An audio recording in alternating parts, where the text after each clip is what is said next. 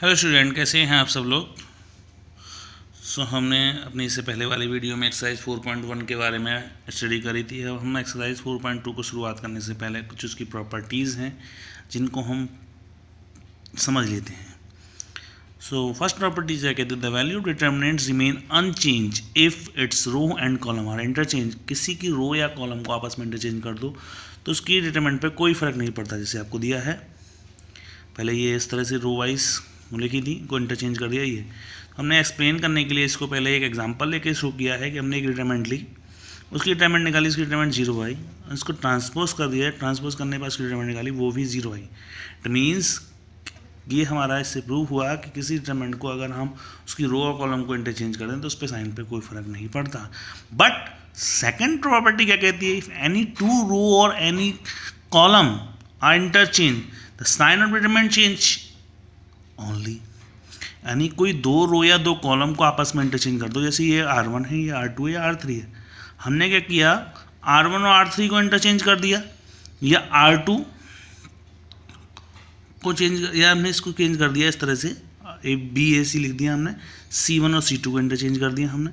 तो कोई भी आप दो चेंज कर दें तो उससे क्या है, साइन नेगेटिव आ जाता है। जैसे आपने एक एग्जाम्पल लिया, ये सेम, इसकी डिटरमिनेंट निकाली आपने -80 आ रही है। हमने क्या किया, R1 को इंटरचेंज किया R2 में, जब R1 इंटू R चेंज में करेंगे तो उसकी डिटरमिनेंट निकाली, तो उसकी डिटरमिनेंट आ रही है पॉजिटिविटी। इट मीन्स इससे आपको क्या दिख रहा है कि डिटरमिनेंट दो रो या दो कॉलम को आपने इंटरचेंज किया तो उसका साइन चेंज हो गया। थर्ड प्रॉपर्टी कहती है, इफ एनी टू रो और column of a determinant are identical या proportional then the value of determinant is 0। Means कोई भी डिटरमिनेंट की दो रो या दो कॉलम के एलिमेंट अगर सेम है तो डिटरमिनेंट की वैल्यू कैसी हो जाती है, 0 हो जाती है। जैसे दिया है ABC DEF ABC, यानी R1 और R3 कैसे हैं आपके, सेम हैं। इधर देखें आप तो C1 एंड C3 के आइडेंटिकल दोनों सेम हैं, तो इसका मतलब इसकी डिटरमिनेंट कैसी हो जाएगी, 0। हमने प्रॉपर डिटरमिनेंट ली है, इसमें हमने ऑप्शन R3 - 2R1, तो क्या हुआ, ये 0 हो गए। या इससे हम ये भी कह सकते हैं, every element of any row and any column are 0 then determinant is 0। यानी किसी डिटरमिनेंट के सारे एलिमेंट, किसी रो या कॉलम के सारे एलिमेंट 0 होते हैं तो डिटरमिनेंट की वैल्यू भी 0 होती है। क्लियर। तो फिर फोर्थ प्रॉपर्टी कहती है, all the elements of any row और a column multiply by non zero scalar then the determinant shall be multiplied by the same scalar. यानी कोई डिटरमिनेंट है, आपका आंसर इसका कुछ आ रहा है, उसे किसी रो या किसी कॉलम में किसी स्केलर से आप मल्टीप्लाई कर दें तो उसकी डिटरमिनेंट में भी उतने से ही मल्टीप्लाई हो जाता है।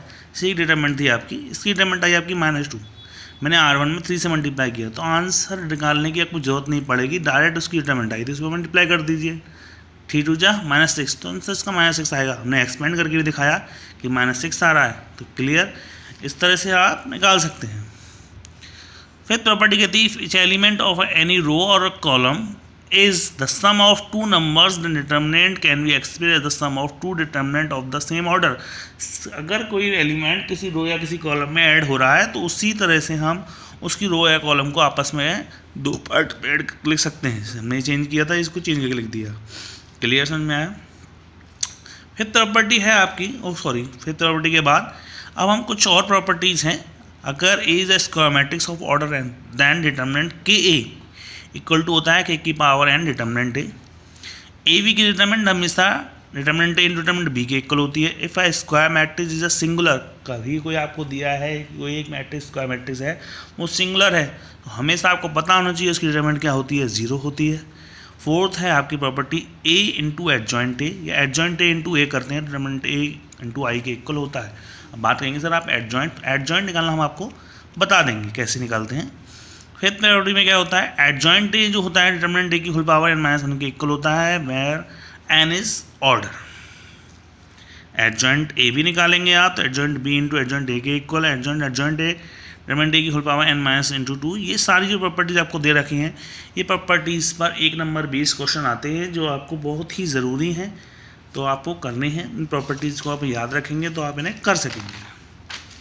हम एक्सरसाइज 4.2 के बारे में स्टडी करते हैं। फर्स्ट क्वेश्चन है, और value of x following the matrix is singular. अब ये देखिए एक मैट्रिक्स दे रखी है, अगर उसने कहा मैट्रिक्स सिंगुलर हो तो x की वैल्यू क्या होगी, सिंगुलर मैट्रिक्स डिटरमिनेंट क्या होता है, मैंने आपको बताया 0, डिटरमिनेंट मैंने 0 रख दिया, इसकी डिटरमिनेंट खोल दिया मैंने 5, इसका इसमें मल्टीप्लाई, इसका इसमें मल्टीप्लाई, तो वही किया मैंने 30 minus 10x minus 2x minus 6 equal to 0, it means 12x equal 24, तो एक्स वैल्यू कितनी आ गई, क्लियर आ गया सामने।